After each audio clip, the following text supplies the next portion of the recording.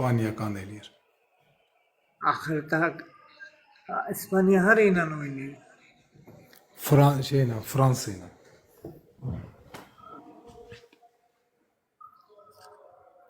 Yarım finalda 5-1 deyə. Oyda 5-1 qaqa. Haradasın? Herhalde rayondasın burada. Rayondayam hə.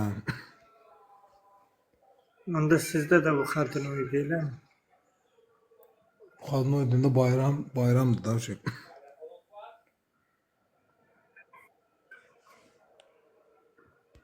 He dostlar. Yeni gelen